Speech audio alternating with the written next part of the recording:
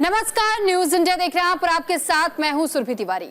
लाल टोपी के काले कारनामे, यह हम इसलिए कह रहे हैं क्योंकि समाजवादी पार्टी नेता के काले कारनामे एक बार फिर से सबके सामने उजागर हो गए हैं।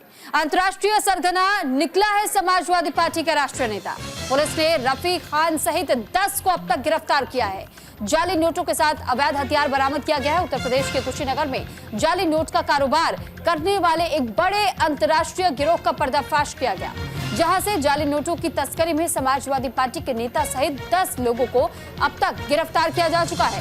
फिलहाल पुलिस ने पूरे मामले की जांच शुरू कर दी है। जानकारी के मुताबिक समाजवादी पार्टी के लोहिया वाहिनी का राष्ट्रीय सचिव रफीक खान उर्फ बबलू गैंग का मास्टरमाइंड है। रफीक खान का नेपाल, यूपी, बिहार और सीमावर्ती इलाकों में जाली नोटों का कारोबार का नेटवर्क था। तो इसको लेकर के फिलहाल ये जानकारी हम आपको दे रहे हैं कि आखिर समाजवादी पार्टी के नेताओं का नाम एक बार फिर से ऐसे मामलों को लेकर के सामने आया जहां जाली नोटों का कारोबार हो रहा था।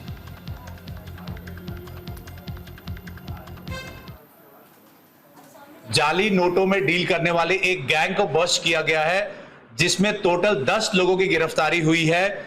इनके पास से 5.5 लाख से भी ज्यादा जाली नोट वो बरामद हुआ है। 1 लाख से ज्यादा नगद कैश बरामद हुआ है। 10 तमंचे इनके पास से मिले हैं। 30 जिंदा कारतूस मिले हैं। 12 यूज्ड कारतूस मिले हैं। इसके अलावा काफी संख्या में सिप कार्ड, लैपटॉप वो बरामद हुआ है। इनके पास से 4 सुतली बम भी बरामद हुआ है। इस गैंग के जो टोटल 10 सदस्य हैं, मोहम्मद रफीक खान उर्फ बबलू खान, तमकुही राज का रहने वाला, औरंगजेब उर्फ लादेन, नौशाद खान, मोहम्मद रफी अंसारी, शेख जमालुद्दीन, नियाजुद्दीन, रेहान खान, हासिम खान, शिराज हसमती और परवेज इल्लाही, ये सभी एक शातिर किस्म के इसमें कई बदमाश हैं। तो फिलहाल देखिए, हम आपको यही जानकारी दे रहे हैं कि किस तरीके से अब लाल टोपी वालों के काले कारनामे सामने आ रहे हैं।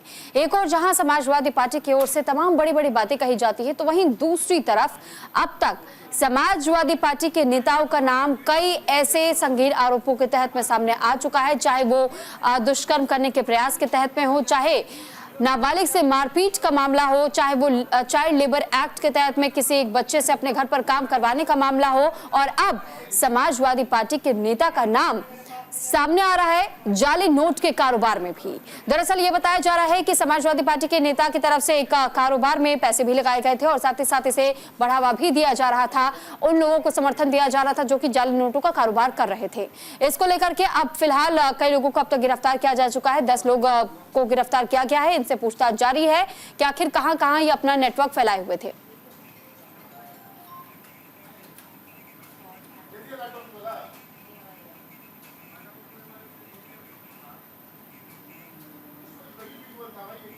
तो देखिए, अब हम आपको 4 अलग अलग तस्वीरें दिखा रहे हैं और अलग अलग तस्वीरों के जरिए हम आपको ये बताने की कोशिश कर रहे हैं कि किस तरीके से लाल टोपी पहने हुए समाजवादी पार्टी नेता, जो अपने आप को देश हित में अपने आप को बताती है कि वो लोगों के लिए काम कर रही है, लोगों के विकास के लिए काम कर रही है, लेकिन वो कैसी सेवाएं दे रही हैं, जरा आप खुद देखिए और समझिए।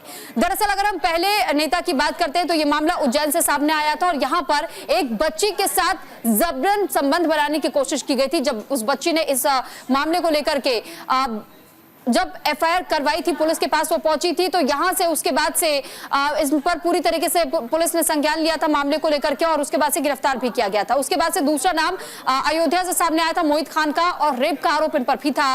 अवधेश प्रसाद के बेटे अजित पर भी मारपीट का आरोप लगा था। यहां तक कि कन्नौज में नवाब सिंह यादव, आपको याद होगा वो नाम, जिसमें एक बुआ अपनी भतीजी को लेकर के इनके पास आई थी और उसे यौन शोषण का मामला सामने आया था। भदोही में जाहिद बेग के घर पर लड़की ने खुदकुशी कर ली थी और उस बच्ची को लेकर के बताया जा रहा था कि पहले तो उस पर प्रताड़ित उसे किया गया था, मानसिक तौर पर भी और शारीरिक तौर पर भी, उसके साथ मारपीट तक की गई थी, उसके शरीर पर कई चोट के निशान भी देखे गए थे। तो ऐसे में अब तक कई मामले सामने आ रहे हैं जिसमें कि समाजवादी पार्टी नेताओं का नाम सामने आ रहा है, चाहे वो यौन उत्पीड़न का हो, चाहे वो बाल मजदूरी का हो, चाहे वो किसी तरीके से ये आप कह सकते हैं कि कैसे लोगों को प्रताड़ित किया जा रहा है, उनके मानसिक तौर पर बच्चों को भी शिकार बनाया जा रहा है, यानी कि ऐसी चोट दी जा रही है जो कि वो उम्र भर ना भूलने पाए। और अब जाली नोटों का एक कारोबार जिसका खुलासा हुआ है, इसमें भी समाजवादी पार्टी के नेताओं का नाम शामिल बताया जा रहा है। यह कहा जा रहा है कि समाजवादी पार्टी के नेता अब ऐसे लोगों को भी समर्थन दे रहे हैं, यहां पर भी पूरी तरीके से आर्थिक तौर पर मदद दे रहे हैं कि कैसे इन लोगों को सहयोग पहुंचाया जा सके, इस कारोबार को बढ़ाया जा सके। लेकिन आप ये सोचिए कि देश विरोधी कानून के तहत में क्या ये काम नहीं कर रहे हैं। तो अब देखिए, ये जानकारी हम आपको दे दें कि जिस तरीके से अब तक समाजवादी पार्टी के नेताओं को लेकर के जैसे कारनामे अब तक सामने एक एक करके आ रहे हैं, खुलासे हो रहे हैं, इसको लेकर जानकारी हम आपको दे रहे हैं। कुशीनगर में जाली नोट के अंतरराष्ट्रीय गिरोह का पर्दाफाश हुआ। समाजवादी पार्टी के राष्ट्रीय नेता का काला सच सामने आया। जाली नोटों के कारोबार का नेटवर्क चलाता था एसपी का नेता। और उत्तर प्रदेश पुलिस की टीम ने जिस दौरान इस नेता को गिरफ्तार किया, सपा लोहिया वाहिनी का राष्ट्रीय सचिव रफीक खान को बताया जाता है। बबलू समेत 10 को गिरफ्तार भी इस दौरान किया गया है। तो समाजवादी पार्टी राष्ट्रीय सचिव रफीक खान और बबलू गैंग का मास्टरमाइंड बताया गया। रफीक खान का नेपाल, यूपी, बिहार और सीमावर्ती इलाकों में नेटवर्क फैला हुआ था। गैंग का सक्रिय सदस्य नौशाद खान भी समाजवादी पार्टी का राष्ट्रीय पदाधिकारी है। नौशाद खान सपा सांस्कृतिक प्रकोष्ठ का राष्ट्रीय उपाध्यक्ष भी है। और नेपाल से ये अपना जाली नोटों का कारोबार कैसे चला रहा था, आप इस बात से ही अंदाजा लगा सकते हैं।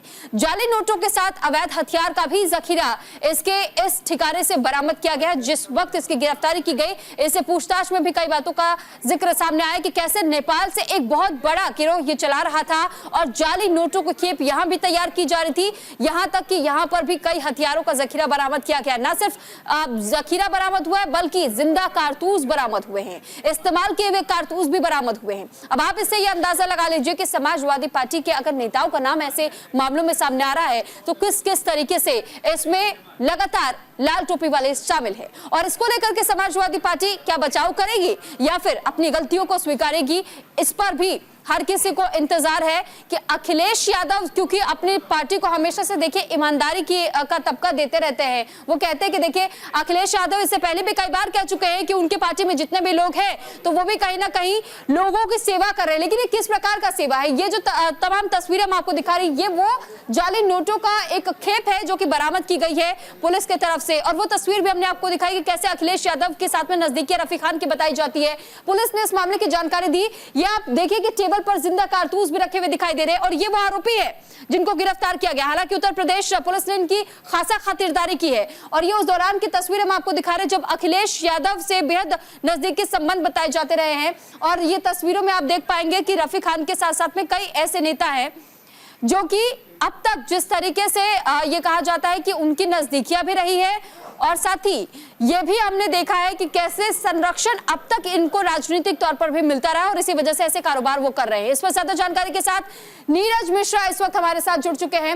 नीरज, आपसे हम इस पूरी स्थिति को एक बार समझना चाहेंगे कि आखिर इस धड़ल्ले से इस पूरे कारोबार को अंजाम दिया जा रहा था, यानी राजनीतिक संरक्षण मिला था तभी तो ये मुमकिन हो पाया था।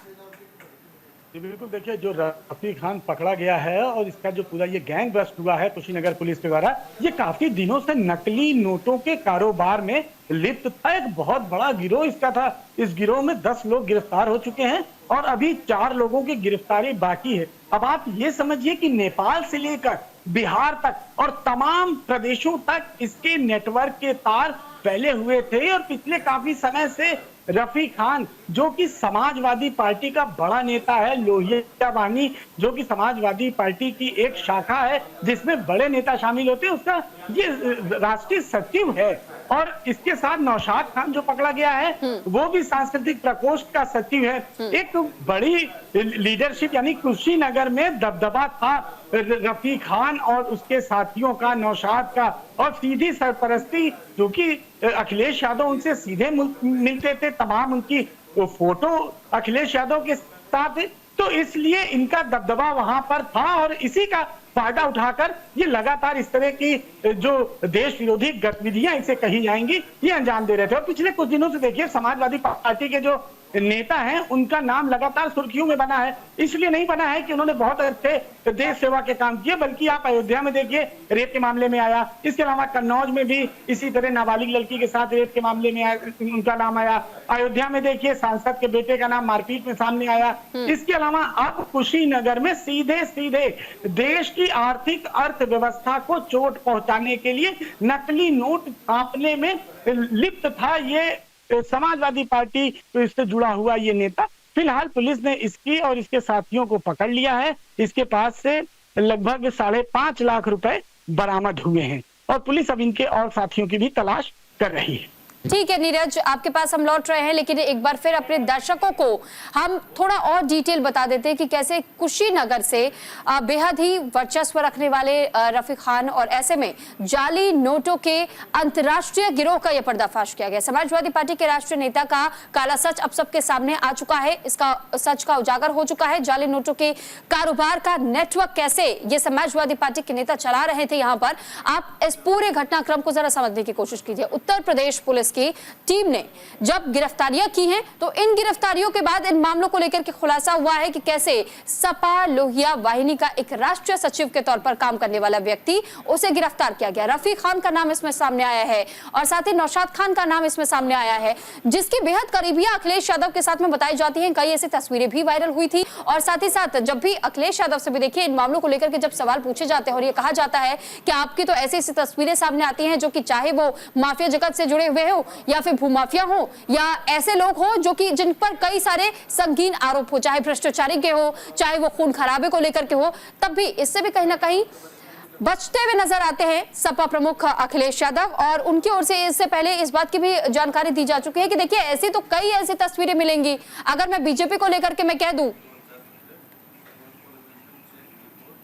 तो बीजेपी को लेकर भी देखिए कई बार उन्होंने निशाने साधे और ये कहा है कि ऐसा कई बार हुआ है जब। अच्छा नीरज, ये सवाल मैं आपसे ही पूछना चाहूंगी क्योंकि हमने अखिलेश यादव की उन बयानों को भी सुना है, वो सीधे तौर पर बीजेपी पर हमला बोल देते हैं। जब उनसे ये सवाल पूछा जाता है कि आपके पार्टी में बताइए ऐसे ऐसे नेता है या फिर ऐसे लोगों के साथ आपकी तस्वीरें सामने आती है, तो वो कहते हैं कि क्यों ऐसी तस्वीरें तो बीजेपी वालों की भी सामने आती है किसी माफिया के साथ में, या अगर किसी ने कहीं कोई कुकृत्य कर दिया, कोई अपराध कर दिया तो उनकी भी तस्वीरें वायरल होती है। आपको साथ में बगल में तस्वीर खिंचवा ले तो उसे हमें ऐसे कैसे पता चलेगा कि उसने अपराध किया या नहीं किया है? जी बिल्कुल, देखिए इस तरह के जो नेता होते हैं वो अपने राष्ट्रीय अध्यक्ष और अपने संगठन को भी धोखा देते रहते हैं और धोखे में ही रखते हैं और बड़ी बड़ी गाड़ियों के साथ वो पार्टी कार्यालय आते हैं, अपने गैंग के साथ आते हैं तो लगता है कि बहुत बड़ा रुतबा इस आदमी का है। 4-4 बड़ी बड़ी गाड़ियों के साथ उसमें 20-20, 25-25 आदमी बैठ कर इनके आगे पीछे चलते हैं और वो इसी तरह के से धन कमाते हैं जिसका उपयोग वो अपने राजनीति को आगे बढ़ाने के लिए और अपने पार्टी में अपनी स्थिति मजबूत करने के लिए, क्योंकि जिसके पास पैसा होता है वही राजनीति, वही चुनाव लड़ सकता है। और ये चीज ये लोग अपने नेताओं के कार्यक्रम करा के अपने क्षेत्र में इस तरह की चीजें को साबित करते हैं कि यही इलाके के सबसे बड़े नेता हैं। और दरअसल इस तरह के जो कई नेता जो पकड़े गए हैं जिनका पर्दाफाश हुआ है, दरअसल इनका अंदर खाने धंधा कुछ और होता है, ये काम कुछ और करते हैं, दिखाते कुछ और हैं। और यही चीज कुशीनगर के जो बलात्कार, इस तरह के गंभीर मसलों में शामिल लोगों को भाजपा शामिल करा लिया जाए तो वो माफ़ हो जाएं, और कोई दूसरे दल का हो तो उसके पूरे कानून की बात करें। कानून को अपना काम करना चाहिए, जिसका जितना गलती है उस पर उतनी कार्रवाई होनी चाहिए और जांच होनी चाहिए। और हम लोग भी उन्हीं विषयों पे मांग उठाते हैं जहां हमको सूचना होती है कि गलत कार्रवाई हो रही है। इस केस के तथ्यों का भी हम लोग पता करेंगे और उसके बाद जैसा होगा वैसा अपना बयान जारी करेंगे। सर, आपका इनामी आरोपी को मार गिराया गया। पुलिस अपना काम प्रोफेशनली करती रहती है, बहुत सारी घटनाएं होती हैं। जिस घटना में तथ्य होते हैं पता लगता है कि वहाँ पुलिस किसी नेता को खुश करने के लिए किसी की गलती के अनुपात में उसको छोड़ देती है या उसको पकड़ लेती है, तो उसके बारे में हम लोग अपनी शिकायत दर्ज करते हैं, सवाल उठाते हैं। जब कोई ऐसा विषय सामने आएगा जिसमें पुलिस ने जाति के हिसाब से राजनीतिक नेता आकाओं को खुश करने के लिए अगर कोई कार्रवाई की है तो उसका विरोध किया है और किया जाएगा। वरना पुलिस को कौन हतोत्साहित करना चाहता है? पुलिस का काम है लॉ एंड ऑर्डर मेंटेन करना। वो जब तक अच्छा काम करते हैं हम लोग भी उन्हें प्रोत्साहित करते हैं। सर, हत्या कर दी।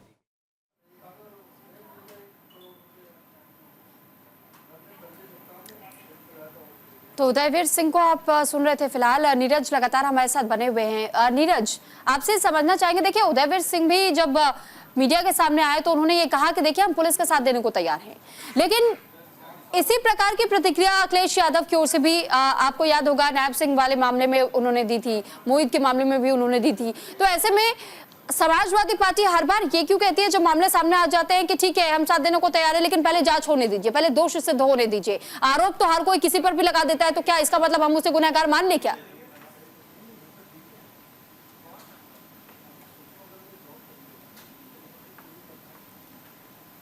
नीरज, क्या आपको आवाज मिल रही है?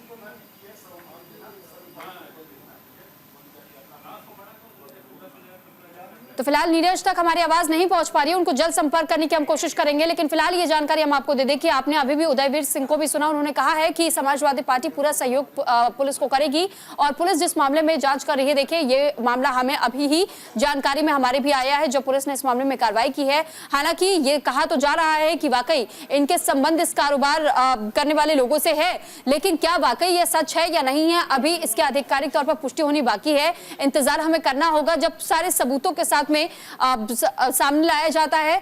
तो यकीन मानिए कि अगर ऐसा होता है, समाजवादी पार्टी के नेताओं की संलिप्तता इसमें पाई जाती है, तो फिर उन पर भी कार्रवाई की जाएगी, ये उदयवीर सिंह की ओर से कहा गया। हालांकि आपको याद होगा जब अयोध्या कांड सामने आया था या फिर उज्जैन का मामला जब सामने आया था, तब अखिलेश यादव से भी सवाल इसी तरीके से पूछे गए थे।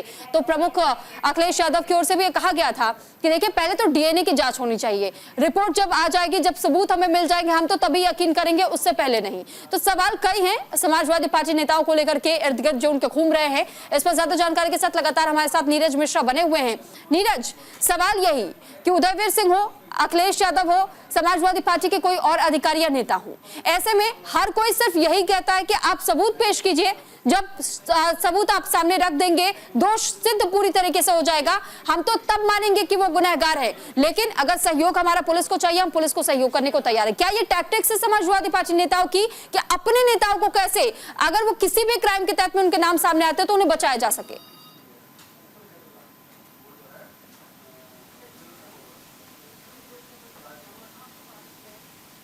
ठीक है नीरज, लौट रही हूं मैं आपके पास। तो नीरज तक हमारी आवाज नहीं पहुंच पा रही, तकनीकी खामियां हैं, लेकिन इन्हें भी दुरुस्त करने की कोशिश करेंगे। फिलहाल ये हम आपको बता रहे हैं कि कैसे समाजवादी पार्टी के नेताओं को लेकर के एक पर एक ऐसी खबरें सामने लगातार आती जा रही है जिसमें कि समाजवादी पार्टी के नेताओं को लेकर अब कई गंभीर सवाल खड़े किए जा रहे हैं। जब अभी 2027 का विधानसभा चुनाव में अभी बहुत समय है, लेकिन बावजूद इसके इसी वक्त जो स्थितियां बन रही है समाजवादी पार्टी नेताओं को लेकर के और जिस तरीके की बदनामी इस वक्त समाजवादी पार्टी की हो रही है, क्योंकि अब तक कई मामलों का उजागर हो चुका है। एक बार फिर से नीरज का मैं रुख करना चाहूंगी। नीरज, देखिए सवाल मेरा यही है कि समाजवादी पार्टी की ओर से हर बार ये कहा जाता है कि पुलिस का सहयोग करने को तैयार है, लेकिन गुनहगार तो हम तब मानेंगे जब आरोप सिद्ध हो जाएगा, दोष सिद्ध हो जाएगा। तो क्या समाजवादी पार्टी कोशिश करती है उन नेताओं को बचाने की जिन पर किसी भी क्राइम के तहत में अगर कोई आरोप भी लग जाता है तो वो सिर्फ ये कह के पल्ला झाड़ने की कोशिश करती है, अपनी पार्टी की इमेज क्लीन करने की कोशिश करती है